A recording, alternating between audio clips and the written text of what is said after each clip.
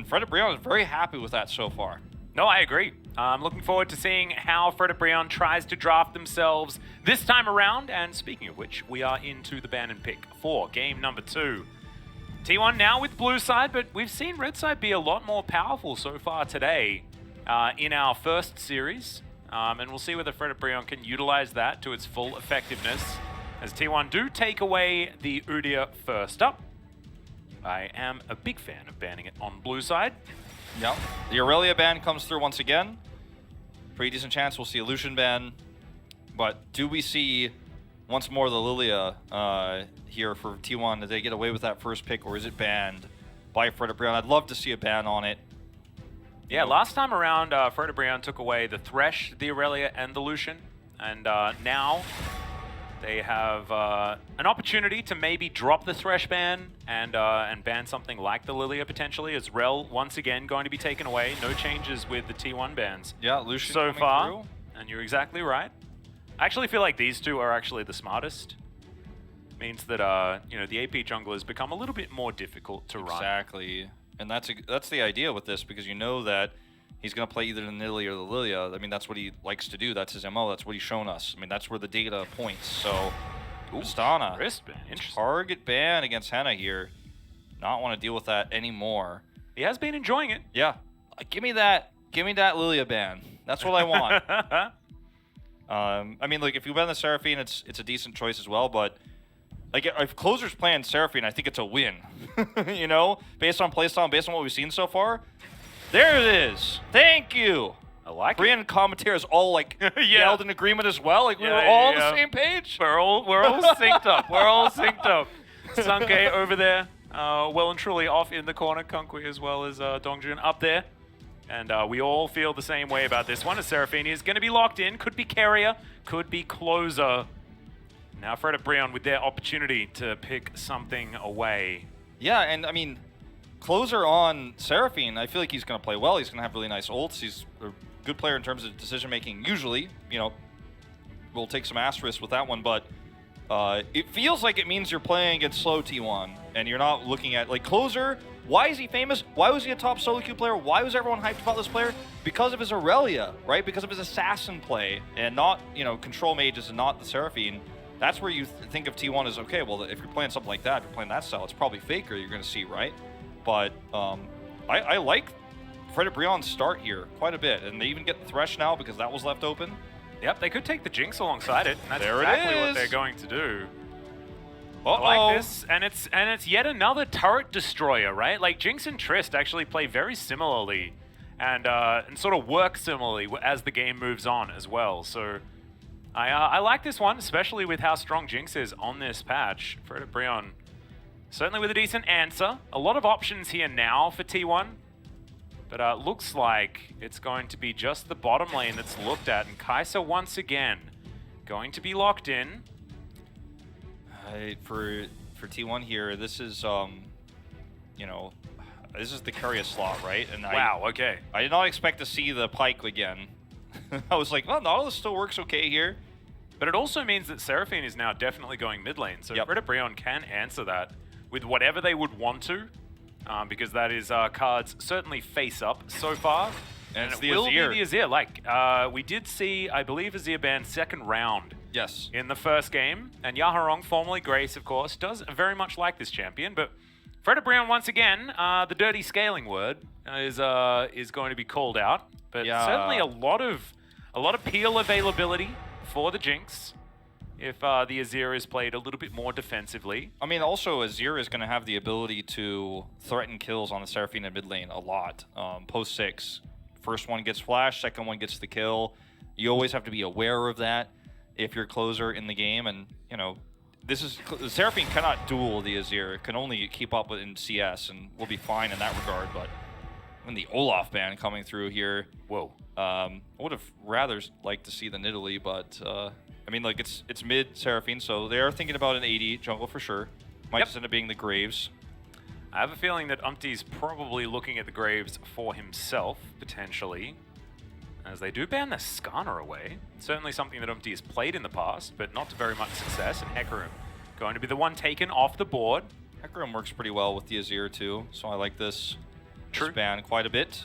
Suits the damage types for Fredit Brion. And the cool thing about this for Fredit Brion is they get the, well, I was gonna say they get the top counter pick, but they're actually gonna go for the jungle counter pick instead. Which, given how Wonder has been playing for T1, I mean, I think it's a reasonable choice. You have to go Scion here, I think. If you're Zeus against the Renekton pick, it's the safest option. Gragas is another alternate option, but with Seraphine mid, feels like your damage profile could suffer from that quite a bit. Yeah, potentially. Especially with the fact that Kai'Sa does do a fair bit of magic damage herself. You don't want to give them too much value, as, oh my goodness, we would be going back in time if Rek'Sai was locked in. Feels like we might be. Yeah. Okay, no. No, just the Graves. Well, I think this makes a little bit more sense. Yes, it does. A little bit less interesting, but solid pick here for Wonder. Suits the composition. And this would they wouldn't. Don't you dare. Ooh, Talia. Yeah, haven't seen her for a while. Back in the jungle yet again. I mean, the nerf is substantial, but it's not an unplayable champion, right? I mean, much more power on this champion still than, say, the Olaf, for example. You have a lot of AP damage with this, but Talia works so well with Renekton. True. I mean, another option obviously could have been the Nidalee, since that didn't get banned away this time. But this is going to be high octane, extremely aggressive around top and mid for Fredit Brion. Closer is going to have to hold his flash tight to his chest because there's so much kill potential here. It's actually insane. On to Zeus in the top lane, it won't be as easy because he's Scion. It's the perfect pick for this. Very survivable, very difficult to kill. Not impossible, but I look at this comp for Fredit Brion, I'm like, okay, scaling, check. Good skirmish power in the early game, check. Solid CC. Front-to-back team fighting is good. T1 have good CC with Scion. They have the ability to lock somebody up with the Encore or a whole team up.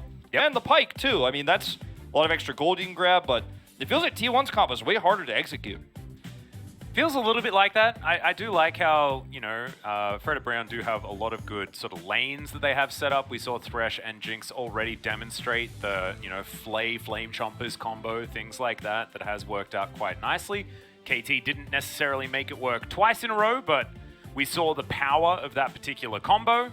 But, I mean, the scaling for T1 is also pretty fantastic. They have a very clear front line in the Scion that will be a better tank than the Renekton. But it will mean that T1 do have to play a slower style. And we'll see whether they can just... Slow and steady might just win the race here in this particular game. And if they can stop their top lane from falling too far behind with the fact that Talia Renekton is so strong, then it could certainly be a much better time for this team. Plus, we know that just straight down the line, a lot of these players have demonstrated much higher potential than what we've seen from Fredit Brion. So we know that there is more that T1 can give us. And I'm just hoping that it's going to be on display here in this particular game. Closer going for a more of an aggressive style, with the Airy being picked up in the mid lane. We've seen a few different things, Unsealed Spellbook, as well as the Guardian for the full support. But this is more of the laning variety. I mean, if you hit the root after harassing, I mean, that's one way that Wonder can actually pick up a kill there. Pre-6, it's definitely something that you could hope for if you end up getting enough of a lead there. Yep. It also means that you don't get bullied as much because you can trade back some of that damage. But, I mean, going back to what you were talking about with the slow and steady wins the race for T1, the reason why we showed all those stats about their leads at, you know, gold difference at 10 minutes, their win rate if they had that gold lead, is because most of the games they've won this season have been absolutely stomps, right? They have been crushing advantages early on across the mid lane and jungle usually, and then they just snowball that into controlling Drake fights and then ending games early. They have a pretty quick average game time on wins. So playing a comp like this just doesn't, you know, fit the bill for them. It's not what they normally like to do, and it's definitely not the style they like to play with Closer. Yeah, well, that's going to be a pullback. It's Delight already down very, very low. Pops the potion, he's burning down as we've got rockets being traded back, but definitely some good aggressive play to start this one off for T1. Good start here. I mean, it's not necessarily over either. Delight has to play this very close to Henna and make sure that he's not looking for anything too aggressive where he just will be a Cathian reigned. Yep. Have to pop his potions early. Already gone through all of them as well. Yeah. So certainly going to have a lot more sticking damage. But T1 just shoved the wave into the turret. And Fredit Brion is going to be playing a little bit more defensively. Some first picks here, of course, Yaharong, first Azir of the season. His second game, of course. Delight not being so successful on the Thresh. I want to say, though, I think for me, he's been a pretty standout Thresh player in terms of his support pool. Because most of his, if you go down the list of his support champs, his win rate's low because Fredit Brion are 3 and 8, right? So yeah, they don't win a whole lot. He has played a pretty good Thresh. So those numbers might make you feel like, ooh, this seems like a bad play, but it's a great combo. It's already been shown today. Very surprising that Hoya hasn't actually played any games of Renekton just yet. Yeah, that's one of the big standout numbers actually in that list that we just had. Yeah. As Umpty does take down his Gromp, finishes his clear, but it's just going to be pretty even as things go, as the Lantern going to be taken in from Henna on the bottom side, but does have to flash to get on top of it, and once again, T1 putting on a whole bunch of extra pressure.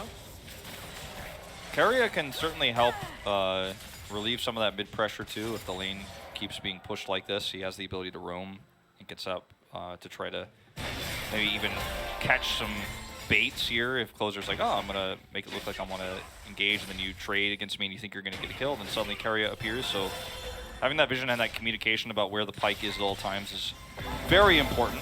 As you can see, the pushing power in this lane is really good. Like, Closer is going to be able to shove this until 6. He's going to feel very comfortable. Well, there's a lot of pings onto the mid lane, as you can see Yaharong. He went back. He's going to teleport back into the lane, and this is going to be cleared. And Yaharong's not going to miss out on too much at all. So a bit of a wash there in the mid lane. Slight advantage for Hoya on top side, and T1 doing some pretty great things here on the bottom side of the map with some aggressive pike play. But Henna and Delight pretty happy to sit back and scale as best they can. And that's the thing, like we talked about this before, but in a game that's slow like this, it seems to favor Fredit Brion right now in terms of the composition. This one's not as egregious as the last. You know, they have a Scion that's going to be good for late game team fights. Seraphine as well. Seraphine is... She just gets better and better as the game goes on. Scion just becomes harder and harder to kill, and you have the ability to just zoom in from a weird angle and sub-stuns, then go into Encore. Like, there's some synergy there. Absolutely. But in terms of damage scaling, you know, I like Fredit Brion. This is your pick. Yep. And the Jinx. Plus, the team fighting is going to be good as Hoya does some decent damage there to Zeus, actually, towards the top side. Nicely done. Neither of these top laners have gone for any resets just yet, and Zeus doesn't have a lot of mana left available. Love the whole position. Just likes to watch it. Hit the ground. Just observe it. Yep. And yeah, this is exciting gameplay. Certainly is. Exhilarating top lane experience for both teams as Owner's going to make his way towards the bottom side. Keria gets under the water. Umpty in position right now. Doesn't have 6, and he's probably fairly close to it, but if he did have it, you know, there's some playmaking potentially. Jungle experience nerfs. Definitely doesn't have it right now. Yep. He's sticking around, though. Uh-oh. Okay, not going to land that hook. Has control ward here in the brush. Does mean that Umpty knows exactly what's going on. A lot of pings out onto the wards, just to make sure that Owner knows exactly what's going on. Voidseeker landing under Henna. We're just trading as much as we can here towards the bottom side. Keria now thinking about this as his opportunity. Delight is going to deliver a Lantern, though, and of course Henna is going to be absolutely fine. Now, watch this mid lane, because 6 is up for Closer and Yaharong, and Umpty's about to hit 6. There's a really common gank timing with Azir and Taliyah where you just look for big Azir ult into seismic shove, and you get a kill. Yep. You get a flash, usually worst case scenario, then you get flash advantage, which can allow you to follow up with another gank. And the timing here is approaching very quickly. This is why Wonder is hovering around the mid lane, because he knows that there is some real high chance that we're going to see a potentially first kill of the game here. If he's not. Smokescreen is going to connect here as Owner just happy to walk over the rocks right now. There is going to be the Rift Herald, sorry, the Rift Scuttler collected by Umpty, who does have to flash to get out of the way of Zeus' ultimate. He's going to survive, but that flash being on cooldown is actually a big deal here for T1. Yeah. So that they can get more advantages out of it. And it's just really good respect here from wonder, knowing that Umpty and Yaharong can actually make that play happen coming up soon, so he's just kind of following him. And sure, he doesn't get the scuttle that Umpty was so hell-bent on getting there, but he gets the flash, which is inherently way more valuable. So, this is a great time as well for Closer to go back. And that was well handled by T1, because now that gank potential is kind of gone. It's just not really a thing now anymore. Tough. But Hoya continuing to shove waves towards the Scion. We'll get a little bit of control of this area. Rift Herald now going to spawn. And Fredit Brion, we'll see when they start to try and play towards this top side, because I want to see them actually utilize the power of the Renekton Talia. Yeah, I mean, it's tough against the Scion, but I mean, you still have some potential there. And it allows you to try to make plays around the Rift Herald. Like, they shouldn't be giving this one up for free. Lane Prio, for the very exact moment we are right now, Closer has that, so it's kind of a tough rotation for Yaharong. Umpty not having flash, like, this is a bit awkward, but they do push him off of it. Yep, bottom lane actually going to be employed to make sure that Fredit Brion can gather this one. Hoya does get inside track, moves over. And now Fredit Brion all just walk on over, and we've got 5 people fighting for the Rift Herald. Should mean that Gumayusi does get himself even more of an advantage on the bottom side of the map. Fredit Brion certainly putting a lot of eggs into this Herald basket, as it looks like T1 don't want to give this one up without a fight, as Umpty secures it. And he is going to be pulled back. There's the Encore as well. Gets a fair bit of value as now Umpty gets back, gets the heal from Henna, and makes it to relative safety. Closer is now eliminated as the Emperor's Divide is put forward. First Blood going over to the Thresh, as there's the flash out from Zay, as you saw Henna trying to get to that wall to flash over, but isn't quite able to. Gumayusi gets it. Carrier, can he actually get that money for himself? The answer is absolutely yes. And now Hoya should be able to try and challenge, as the hook is going to connect. And there we go. Goodbye. 1-for-1 trade there, but getting rid of Umpty, probably more valuable than getting rid of Carrier. He wanted his cut, he wanted his cut. Gets the ult off, gets that extra gold, but at the end of the day, this trades well back for Fredit Brion. They get the Rift Herald, and because Gumayusi did eventually rotate up, they didn't get a whole lot of, T1 did not get anything really else always on the map, just one extra wave. And the Encore was amazing. The Encore was amazing, but it's just not enough. Umpty is able to survive here for so long, and he walks away, and then Yaharong's like, all right, well, this is actually a safe follow-up flash. Emperor's Divide kind of does get caught here.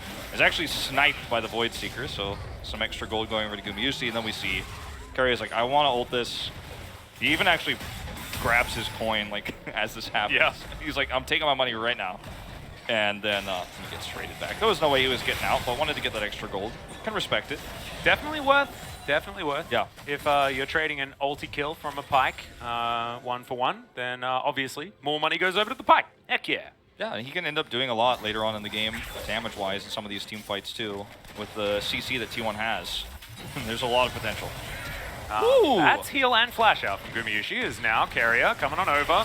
Looks for the Bone Skewer. It is actually going to go over to Delight, who gets a double flash. Flash out there from Owner as well, as Carrier now having to create position. As Hoya's teleported in, Gumayushi's well and truly dead as Umpty grabs that one. A playback onto Closer as well, who's completely separated from his team. A beautiful hook from Delight and a double kill for the Fredit Brion jungler. I don't know what Umpty had for breakfast this morning, but it must have been good. And this was a great bait from Fredit Brion as well. Like, they knew, okay, we've already gotten Gumayusi's flash and his heal. Now we're going to make this trade happen because we have teleport. Oh, Bone Skew is good. Yeah, that's a nice one. Rift Herald, though, is going to come down to try and deliver. This actually could be way more kills, too. Yeah, flash underneath the turret. They just eliminate the Graves as now Carrier finds himself on the wrong side of his base. Another double kill. Unofficial Quadra at the start of this game. Can it be the unofficial pentakill at 11.5 minutes? Insane here. And like, you have the Rift Herald. You get those. You're going to get those. I don't know what else to say. T1 looked defeated. Zaya's head in his hands. We're not even 12 minutes into this game. We are now 7-2 kills here. And this was a cleaner start. Okay, Gumayusi has to heal. He's hoping he's going to dodge it. He doesn't. Then he flashes the death sentence here. And yeah, sure, you have the follow-up bone because you know where the lantern's going to land. But so this is a bait. Delight has stopwatch, and they are ready to follow up. The teleport comes here too. So now it's like, okay, we got to match teleport for teleport because there's no way out of this one. And Closer paths upwards, but I mean, there was not really much he could do. Gets caught by the hook. Yep. And T1 in a disastrous position. You fast forward and you're like, there's no way out because Hoya's still here. We've got a Rift Herald. You know all 3 of those T1 players are dying. And the gold is going over to Umpty again. Even the Zap was in the right positions as well for Fredit Brion's AD carry Henna. So, oh man. I tell you what though, Delight is the best 0-3 Thresh I have ever seen. I'm telling you. He is like, doesn't have the greatest scoreline on the champion, but that passage of play was pretty beautiful to watch. Yeah, I mean, this is what I was saying earlier. Like, in the eye test, you look at this guy, you go, well, I mean, it's not fair. It's a 3-8 team. Yeah. But his Thresh is really good. It's actually caused a lot of target bans this season already. I mean, Closer on this Seraphine, he's had a few decent ults, but unfortunately, positioning-wise, hasn't been the greatest.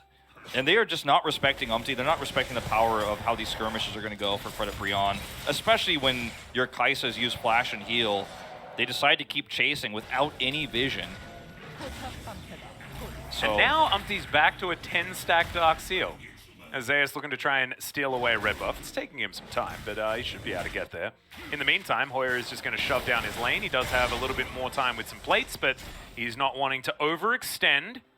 I mean, let's not forget, T1 was very close to taking a win against Damwon Kia just last week, last Saturday.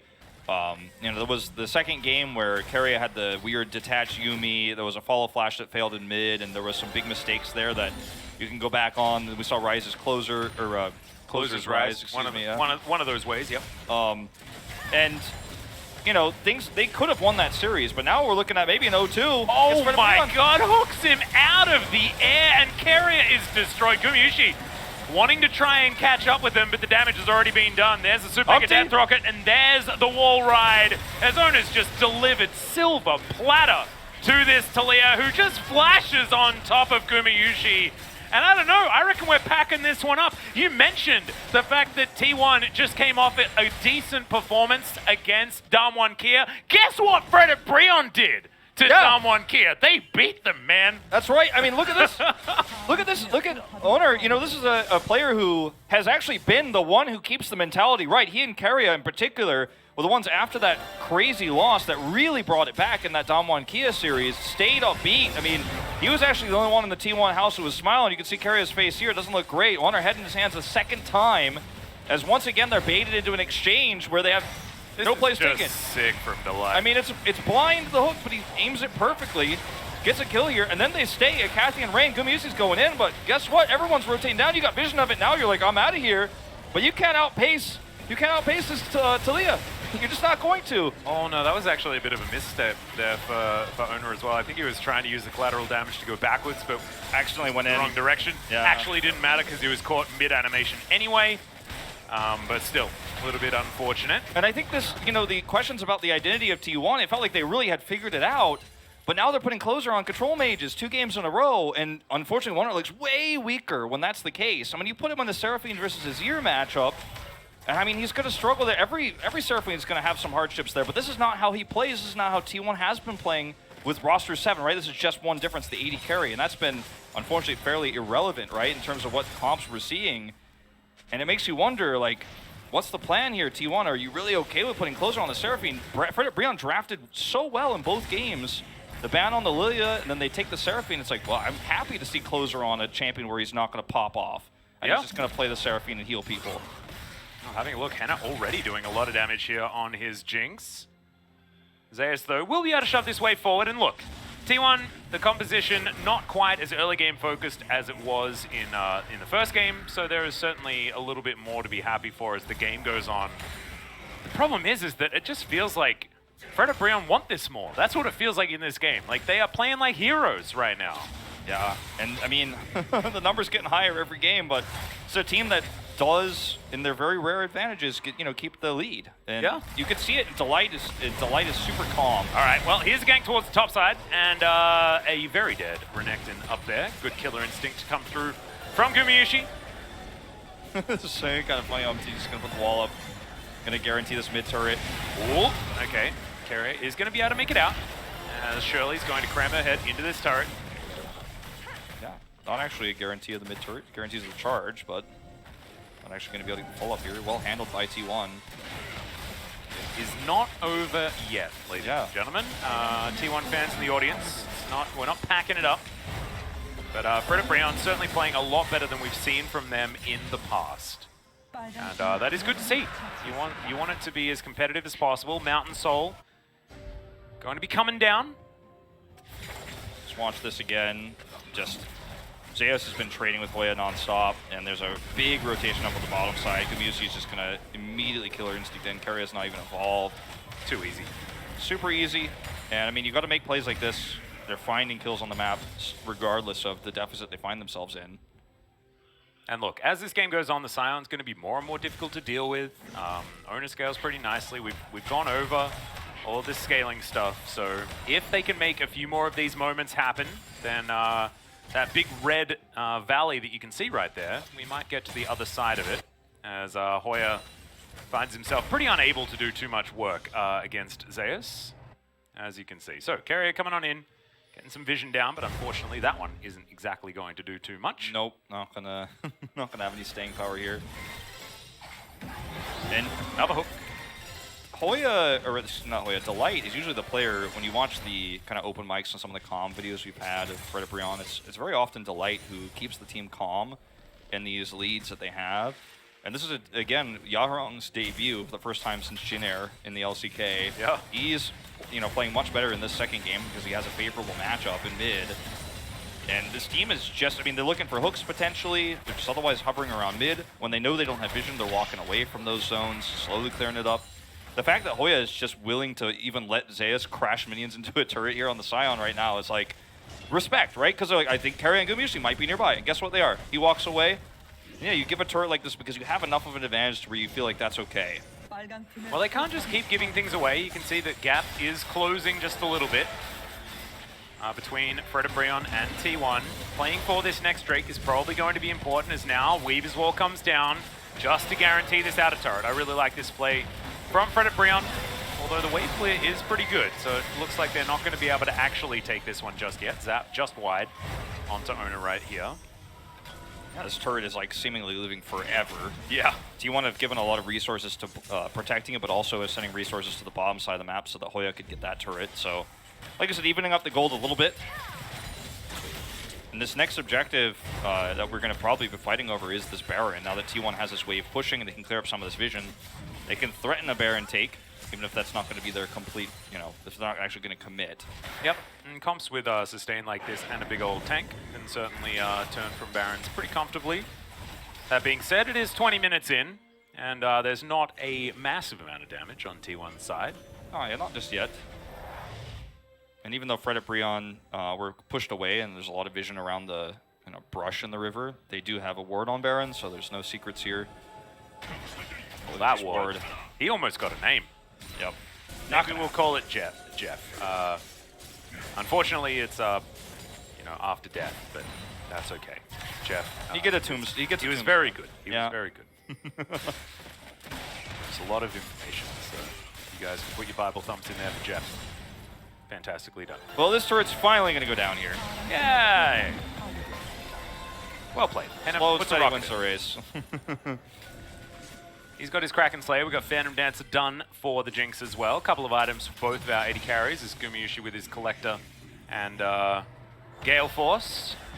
It's Mountain Soul, by the way. We didn't really talk about this, but very good for the top side of the map. Fredit Brion, I think, needs to make sure that they can lock this up because it becomes a lot more annoying to deal with the Seraphine and the Scion together. Yeah, I mean, Mountain Soul is actually busted on Seraphine. Not to mention that, T1 do start to get towards that way. They're going to have potentially 4 of them. So, yeah.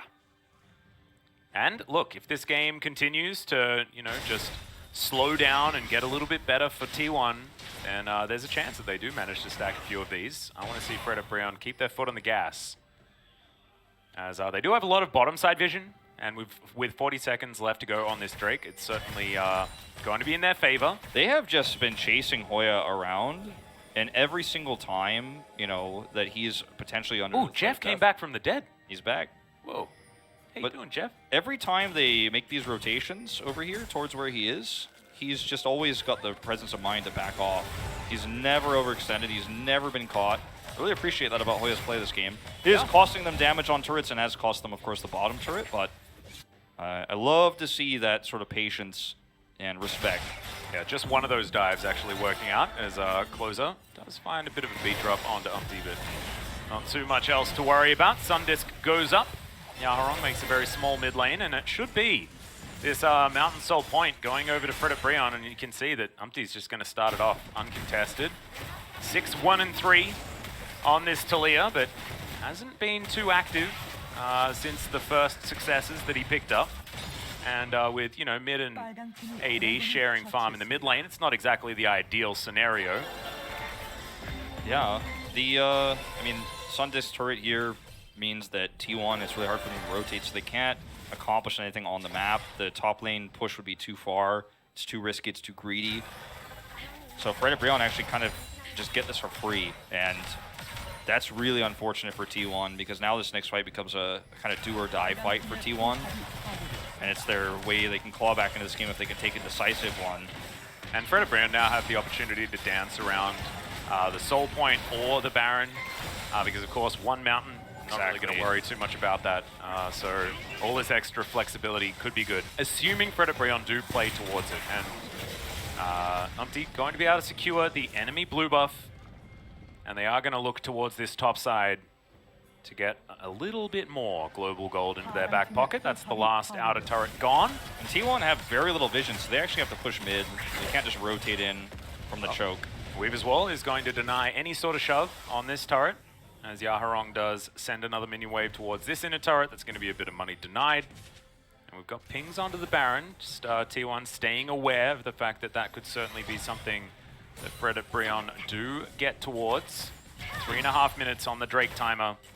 Fredit Brion going to be tough to deal with. Yeah, Fredit Brion plays such a old school LCK style, you know, to get ahead and then just don't take risks, put all the vision up that you can, and then if there's ever a chance that you might lose the fight, like just walk away when you have a lead. Fredit Brion Galaxy? Yeah, feels like it, right? It feels very much old school LCK, very, very slow, very careful, tortoise style. And yep. And it's like it's an Azir and a Jinx comp, so it certainly does feel a little bit like that. I feel like a lot of teams, you know, like Sandbox, Longshim, maybe even Freakin' or KT would have actually just tried to fight for Baron at the stage because they're like, we have enough of a lead, like let's just go for it. Fredit Brion's, nope. Yeah, no risks. Why ever take a single one? Yep, let's not flip for a Baron. That's something that our friend Chronicler has been very upset about in the past, and thankfully no one's done that just yet. But they do need to do something, right? You don't want to just let T1 back into the game. Yeah, it's almost like they're just waiting for the Drake timer to go up, and then they're going to play the game again. Well, it looks like Lord Dominic's Regard coming through next for Henner, as a hook is going to land onto a Scion. Flick back, not going to give any joy, as Zeus just avoids all of the rocks that were flung his way. Finally gets hit by one of them, and we can see that it does do some pretty decent damage. Not a whole lot of magic resist put together here for the Scion just yet, but does have a pretty sturdy health bar. There's 2 minutes on the clock for the Mountain Soul. Yeah, I mean, just staying in this lull state, we're living in Fredit Brion's patience world that they've created. Like, I don't know, it's like all the walls are made of fluff. Speaking of walls, Umpty's just going to throw his out. He really likes pressing R buttons, is what I've noticed. So just wanted to get to work there. It does give them some priority on this Baron pit, just to make sure that they can clear out all the vision. Zeus going to get hooked back once again. Now he's very far away from his team, has to flash. That's a great exchange. Grabbing that flash on the Scion is massive. Now Hoya just going to move on in, get underneath this turret. Hook's avoided there by Delight as the Encore comes out. And it looks like T1 are looking to try and force. Hoya takes a lot of the upfront damage, but should be able to make it to relative safety. There's a lot of damage being thrown out, and the more these skirmishes can happen, the better it is for T1, because they have the Staff of Flowing Water and the Moonstone. They have Closer there who can press W to get everyone's health back. Yeah, they're just going to try to out-sustain this. I mean, Yaharong still has his ultimate, but everyone on T1 is healed up and back to full health. So, you know, this is going to be a way where you can actually push this wave and then maybe try to get some real vision control on Baron for the first time in a while. You can see Wonders over there clearing that up. But we've got a minute until this mountain does come back up again. So very important that T1 make sure that they have some vision on both options. Every T1 fan is holding their breath right now. I mean, I am too. I actually think that, like, this is a very intense game right now. 5,000 gold, close to the lead still. Like, it's been stagnant for so long. And the game just cracks wide open after this next objective fight, because if T1, I mean, there is no situation where you trade in this fight. I don't think it's going to be like the whole team gets wiped at the end of the fight, and then suddenly the map opens up for T1 because we're getting close to 30 minutes. Maybe they get an inhibitor after this Drake fight too. So Fredit Brion are, you know, for good reason, showing respect, but the healing does start to add up. Well, Yaharong just going to slide his way over towards one of his Sand Soldiers. Keep your eye on the Lantern cooldown as well. Delight does have the ability to save a teammate as Hoya putting himself in the front line. Looks like Fredit Brion are getting themselves ready for a fight. It's going to be so hard to approach this choke point. Might even, oh, they're going to trade objectives here. There's vision, Anyone looking though. to trade is, I don't think, exactly the greatest option, as it looks like, oh, the Dragon is going to reset, unfortunately, but it looks like Fredit Brion, the priority is going to be on stopping this Baron from going down. Delight in the front line. Misses onto Carrier there. Carrier's stuck now. He can't get back in. This is actually a huge opportunity for Fredit Brion. Weaver's Whether wall. he can find a flank as Hoya off to the side does get a few knockups, and the Scion is taken down before he can even taxi his way forward. Henna is going to be eliminated, but Gumayushi suffers the same fate, and T1, they have to peel away the Baron and they lose the fight. Now they'll lose the Mountain Soul. This was such a bad decision, I feel, for T1 to actually try to commit here. You can't make a trade like this happen, especially when they have the ability to close in on you like that. Then Carrier's on the flank. He gets zoned out. The Weaver's Wall was available, and they knew that. And you still tried to make this play. They don't have an insanely fast clear time on the Baron either. Sure, they have the tankiness like you were talking about to maybe try to turn a fight, but when you're getting cut in half like that, you're really banking on either them not having vision, Fredit Brion not having vision of this take, or them just deciding they wanted to trade, and they were never going to take that trade. Weaver's Wall comes in. Carrier is completely zoned out. Scion is dead at the very beginning of this fight, and you can't be taking trades anymore after this. Sure, they're going to go for the kill onto Henna, but it's a trade that loses you all your damage. Zeus' body expires, and it's like, well, that's it. Now we got Mountain Soul, and T1 are in a load of trouble now for the rest of this game. They're going to have to go through so many shields. Yeah. It mitigates a lot of the healing aspect of this game because the shields are always going to regen and come back up. And unfortunately, I have a little bit of a blood nose. I think it's dry in here. So maybe it's just the excitement. You don't happen to have a tissue or I am anything looking like around. that? I might. That would be really, really handy. I have a straw wrapper. I don't know if that's what you want. Yeah, I don't know whether that is, that is going to do it. I'm sorry for breaking the fourth wall there, It's okay. ladies and gentlemen, but maybe maybe production can help me out here. It's not exactly, you know, it's not insane, but it is certainly a little bit of a problem. Well, T1's got a bit of a blade into themselves after that Mountain Drake now, and Ooh, I liked it. you know, Atlas, this is a situation where T1 they absolutely still can win this game, but we have to go back to actually how much pressure is on these young rookies, and there's a lot, right? Like, you cannot lose 0-2 to Fredit Brion and go back to that team house. You're gonna have to stay off social media for a week. Well, Gumayushi thinks he might have found Opti here and almost does take him down as the collateral damage almost secures it. I just wanted to see how much health he was on there, as you could see. Okay, well, the Baron is able to open. walk away. Can Weaver's Wall back in, but he is extremely low. It's essentially a 4v5 fight. Yeah, it looks like the peel is what they're wanting to opt in for. T1 not going to stay on this Baron. Owner at about half health. Everyone on Fredit Brion is full. Owner eats some honey fruit. He should be all right. Cannot forget about the Weaver's Wall, T1. For a second, I thought they were going to try to over-chase there, especially with this mid-wave here. I'm like, they do walk away. Now Fredit Brion have their chance to clear up the vision and make a play for this themselves. Fredit Brion's patience is just, I mean, it's Zen-like, right? Like, but the gold lead still hasn't changed, right? Like, it's not like their position is that much better. Of course, they do have the Mountain Soul, and that is certainly good value. But, you know, Seraphine shouldn't be underestimated as the game goes on. So many Scion is a huge tank. In so many games, Atlas, too, we see with Seraphine where players just walk into the Seraphine ult or try to hard engage into the Seraphine ult. It's such a great defensive tool. Where Fredit Brion is letting T1 throw the dodgeball, they're going to catch it, right? They're going to set up these fights and threaten objectives just by being nearby and force T1 into playing into their hands. That's what we've seen over these last few fights. Fredit Brion is not going for some crazy all-engage or looking for a Flash Emperor's Divide. Ooh. No, they're just responding. D, slightly out of position, but Carrier not going to pull any triggers, was alone. Like, this is like Confucius foretold this like on his tablets about how patient this team is. But I mean, there's patient and then there's not making a play, right? And we need to sort of find a balance between the two of these modes. Yeah, because the later this goes on, I mean, we are going to get to a point where the variance level of this game goes so high to where Fredit Brion could have been 5,000 gold up for 30 minutes, but then they get wiped one time at 45 minutes in the game and then just lose because of the death timers. I mean, yeah. Not to mention that, I mean, there is a lot of really crazy wombo potential in T1's composition. So, you know, this Mountain Soul is a lead, but it's like Fredit Brion are just willing to wait one Drake after one Drake after one Drake. They're like, we're not going to take any fights until that Elder Drake is up. Then we can talk. Looks to me like Umpty is waiting for something like a Zhonya's to be completed next. Might be sort of like a timing type issue. Staff here. Oh, heck yeah! Got a little bit of help. Tissues coming in clutch. And to be honest, it had sort of stopped, so I think we're okay. Well, just in case T1 decide to start Baron again. Yep. You got those ready for you. So, yeah. Well, I mean, this is a K-Ram, but Fredit Brion have had the more successful exchanges on these objective fights. I mean, they have all 4. Yeah, exactly. Okay, they're actually now gonna just make this started play. off this Baron. There's the wall to be set up. Gumayushi. Unfortunately, the Killer Instinct comes in, but the Lantern is once again there, and the Baron just stolen away. But now the team fight comes in. The Encore only lands onto 1, but that's a lot of Scion value as Henna has to flash, but does make it to relative safety. Uses his whole health bar, but that's enough.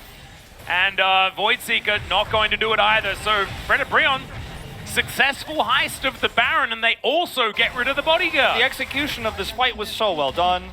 Hoya has a stopwatch, so he's able to come in, block everybody else out after the Weaver's Wall comes through, and sure, a few of the members of T1 do spill through, but they actually out-survive the damage there. And, like, Henna doesn't die, Hoya's got his stopwatch, and then you've got this insane clear time at this stage of the game on this Baron. And look at everybody else trying to fill in here for T1. Baron goes down, and now Zeus is trying to come through, but look at this. Hoya just disconnects. He says no one else is coming in here. He has the stopwatch that he bought, and they just turn on to Zeus. Henna survives, and now T1 can't take the fight. Even though the charm was fairly decent, there just wasn't enough follow-up damage. I mean, the charm landed onto only Henna, but that was exactly what T1 wanted to do, right? They wanted to eliminate the Jinx from the fight. They almost did it, but unfortunately it wasn't quite enough, and now he's got a stopwatch, he's got an Infinity Edge, and there is an Elder Drake on the map. The Baroned up Fredit Brion. Looking very scary right now. There's a control word there. Careful. Mini Waves just sort of going into the void right now as there's a teleport from the Scion. Okay, here we go. We're flipping. Looks like T1 are going for a last-ditch effort right now. Hoya is going to have to slice to get himself out of the way. Good Bone Skewer is going to connect as the charm lands only onto the Renekton. Henna trying to get the autos through as they trade tanks in the front line. Still, the Elder Drake is amongst the fight. Umpty going to get turned on. Does have the Zhonya's, remember, and they just destroy Ona. That's in fact just Umpty that explodes him by himself. He has 10 stacks. The guy is actually insane. He's got so much damage this game. You can't challenge that. What he are you also doing? had a Zhonya's, so he was probably going to be fine anyway, as the Elder is now going to get secured by the Azir of all people. Scoops up Gumayushi. And I have a feeling we've done it. It's the 2-0 for Fredit Brion. Look at the damage. Once again over one of our top teams. Look at the damage here from the Azir in this late game fight. And T1 just could not set up for this. Tanks are traded, and then you challenge. One challenged Humpty. 10 stacks on that Dark Seal. 9-1 and 5, dude. I mean, why challenge that? I mean, there's a lot of things went wrong in that fight. Here we go, Atlas. Looks like we are going into the last fight of this game. A 0-2 for T1. It's just a last-ditch effort there from Zeus, who's now going to try and keep these minions busy as best he can. Carrier doing the same thing as now Ona is going to come back in. Collateral damage used mainly on this minion wave, but my god, the damage. Jinx rips through turrets. She rips through the Nexus, and Fredit Brion rips through